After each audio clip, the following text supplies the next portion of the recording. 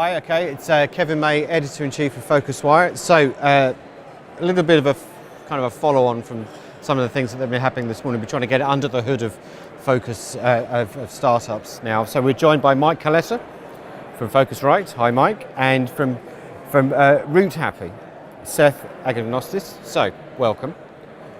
We'll come to you in a minute because obviously you're in an interesting spot because you were a startup and then you've been acquired.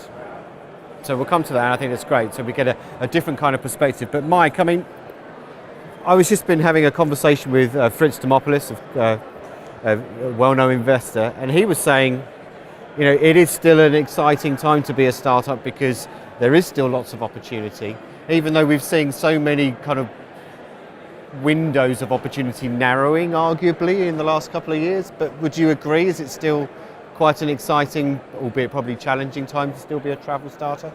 Yeah, I have to agree on the whole, because I think you know, in a lot of ways with a technology like artificial intelligence where data is fuel, big companies have kind of a natural advantage, and you know, the top companies, Google, Amazon, etc., are dominating in a lot of areas and arguably squeezing opportunities for startups. But someone said to me, like, you know, there will always be new ideas, there will always be opportunity for people to come up with better ways of doing things.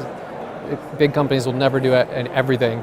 So, I mean, I totally agree with that. There are always going to be new opportunities, and with voice and blockchain, AI, whatever it is, I mean, there's always an opportunity to identify a problem and an area that's underserved and come up with a great, you know, innovative solution for that. So, always opportunity. Good. And before we get to Routehappy specific stuff, would you agree with that?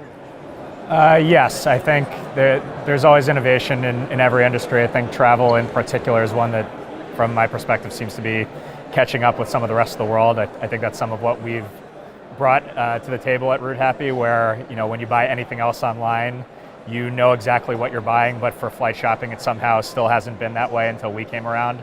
And there will be continued examples of that like that in the coming years, I'm sure. Okay. So, right, Routehappy, you've just exited in startup language. You know, you've sold to ATPico. I mean, I would say it was a surprising deal. It seemed to come out of nowhere. Tell us a little bit about the anatomy of how that sale came about. Yeah, so it came pretty organically. You know, of course, our CEO, Bob Albert, and our founder will be the better authority on that. But from my perspective, when we started hearing about ATPico as part of the team, it really came about when we were trying to build out one of our now feature products called the Universal Ticket Attribute, where we're able to show the benefits and restrictions of what's included in a fare, so that as folks are selling flights, they're able to show what you're getting in one fare brand versus another. We really got to know each other through that, and as a result, really just saw that there were natural fits where ATPico has been the industry's trusted utility for pricing and fares for over 50 years now, and there just wasn't an equivalent for rich content. And it just seems like the way that the industry is starting to move, that people care more and more about actually understanding their experience and wanting to know, am I going to be on the cool aircraft? Am I going to have the latest product so that I can really enjoy my flight? Yeah. I say it was surprising, but you know, when you take a step back, that those two sides do seem to kind of merge quite nicely, really. It was a buyer that arguably needed to add something to it, and you were the ones who were able to do it for it. Yeah, and it's gone both ways for sure. You know, our goal, at least since we went B2B about 4 years ago, has really been to serve as a utility for the industry, so that no matter where you're shopping for a flight, you're able to see something besides price and schedule.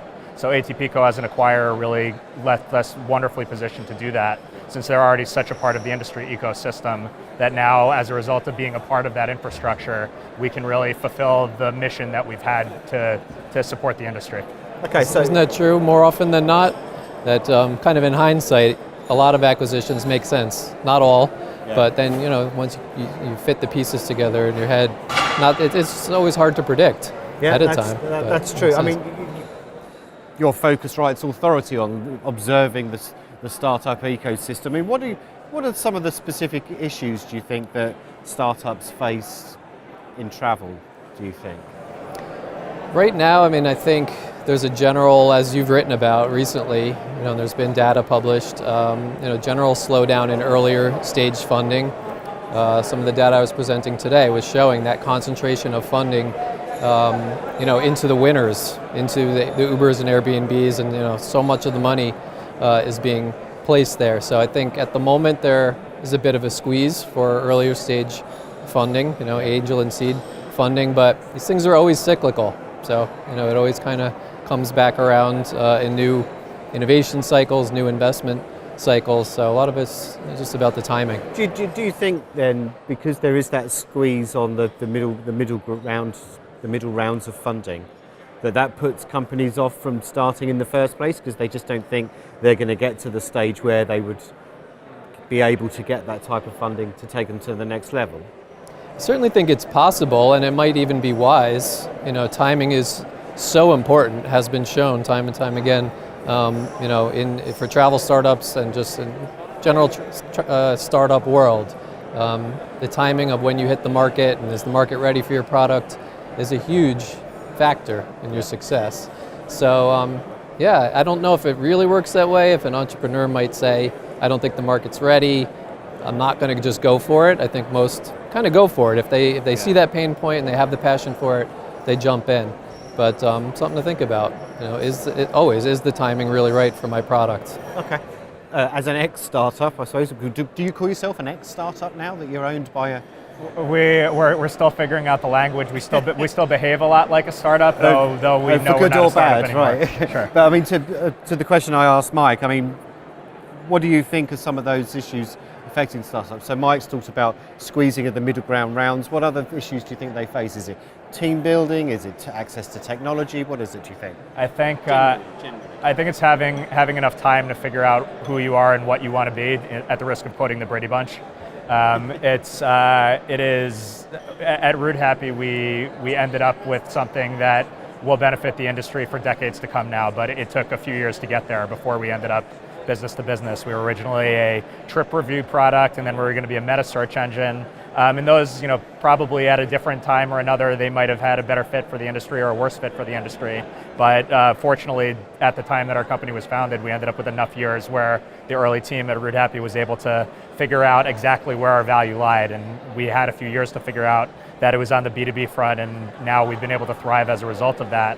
But if companies are forced to figure that out in the first year, that might not always be enough time where you know exactly what value you can add, even if you think you had a strong vision in the first place. Yeah, so the overused word, the pivot, is only good if you've got something to pivot to and you think it's going to succeed. I mean, some companies just pivot because they can't figure out what they need to do, but they want to carry on. Right, yeah, and we had time where the market was kind of able to tell us exactly what we could be used for. Like some of our products now, like our universal product attribute product, which allows airlines to show targeted rich media of their products in flight shopping. That had some earlier uses, and as we were meeting with airlines, they were suggesting even broader uses for that product than we initially envisioned. So we needed to have that time with them to have those discussions and figure out that a pivot was possible. It wasn't just sitting in a dark room, and all of a sudden the light bulb goes off. That would be much better if you did. I mean, light bulb moments are terrific. What do you think, Mike, you talked briefly at the beginning there about areas that are ripe for a startup to look at. Is it more on the B2B vendor side of things, as pure play technology companies, or is there still an area of the consumer-facing part of the industry that could do with some help, do you think? Because some people say it's all fixed in the consumer end, right? Yeah, I think consumer is just harder and harder and harder to compete in, to build a brand and to reach at least leisure travelers, right? So I'm actually going to be publishing our annual State of Travel Startups report in the next couple of months, and I'll really be 100% focused on the data. And one of the things I'll be digging into for the first time that Phocuswright hasn't really gone that deep is getting the data on success and failure rates for B2B versus B2C companies that we've talked about for a long time. I knew you'd be excited about that. And I'll be sharing, we'll be talking about it. But really looking at that by category and by tenure and by geography. So I think it varies by geography too, like trip planners. We always think of, they just don't work in the US, but we've seen them work in India and overseas. So these things vary by geo as well. So I still think a lot of great opportunities are probably more on the B2B side, helping companies solve problems. Yeah. But I'll let the data speak for itself in a couple of months. Good analyst, excellent. So Seth, same question really. I mean, is it just B2B where there are more problems that need fixing, or is there still a window of opportunity in consumer-facing parts? You mean in terms of the industry in general? Yeah. I mean, we tried the B2C space early on. I think we thought ultimately the value of our products was more on B2B because it allowed us to focus on the broader industry. And I think there is somewhat of a sense in the industry nowadays where you can, as from partnering with other businesses, it gives you a little bit more opportunity to explore as a startup. It allows you to continue to evolve and see how the market is reacting, whereas when you go straight to the consumer, if you don't get a hit right away, it can put a little bit more pressure on you. So I'll be interested to see in a few years if some companies that have tried to go B2B decide to go back to B2C, just from, probably an unusual pivot, but just the way that consumers are looking at travel now, and this is what we're seeing at Routehappy. It's consumer travel has grabbed onto our content a bit earlier on than some business travel has, but a lot of the business travel that has grabbed onto our content are the most innovative companies in that space. So, is there a different use for it for those companies in the long run? I'm not sure. Right. So Routehappy is a perfect example of seeing the need for better information about seats, and planes, and really being smart about looking at where the opportunity was on the B2B side or B2C. Yeah. Like I was just saying to you, would consumers really go to Routehappy to find out about the flight and all the marketing costs of building the brand awareness there? It just really made sense to go B2B and get that information out through the airlines, and all worked out very well. Yeah. So tell me, Mike, what do you think has ignited this kind of the trend around incubators and accelerators? Airlines are getting in on the act, and the GDSs have all tried. Some have pulled out, so some are still doing it. Why do you think they want to do that? Is it the cynical way of looking at it? Is that they just see it as a way of getting some acqui-hires in further down the line? Or it's a lazy way of getting hold of technology that they just don't have the time to build themselves? Or is there something a little bit more, I don't know, philosophical about it? Another report I'll be working on later this year, actually. You're doing really well. I'll be tackling the right topics, I guess, that are top of mind. So, I mean, I think in a lot of ways, in some ways, they're following the larger trend. And there's been, I've worked for a couple of incubators, so I'm pretty familiar with that world. And there's been an explosion of general incubators around the world, probably fueled by the success of, if I were to pinpoint anything, Y Combinator, a company that has been really successful in identifying, was it Dropbox, Airbnb, I think Uber, early on, and having massive success and kind of having a really broad, diversified approach to investing in a lot of startups, bringing in mentors, and that seems to be what's replicated in one way or another, because it's worked. But I have read about, how even Y Combinator is having trouble replicating that success more recently. Not sure of the exact reasons why. I think maybe just there's more competition for talent. Technology is, evolving to become, that much more complicated, requiring more expertise. But certainly, I think, it's a great way to kind of, if you think of all the talk about disruption and larger companies, making sure that wanting to make sure that they don't get disrupted. It's a great way to get closer to the startup world, closer to entrepreneurs, see what they're working on, what they're thinking it is about. Kind of access to information, people, ideas. Yeah, so I do think it's a double-edged sword. I mean, I think it's fantastic that there's additional funding and so much mentorship and expertise and assistance available through these programs. But the double-edged sword is you're getting, you're kind of going into the belly of the beast, and they're getting to know you well, and that could be good and bad in that you may get acquired by them, if they like what they see, but maybe you wouldn't have had as big an exit as if you had, kind of made it on your own. So some perspectives on both sides. And our last point comes from you, Seth. One piece of advice that you could give, some of the people that have presented here, or just general startups, one piece of advice, what would it be?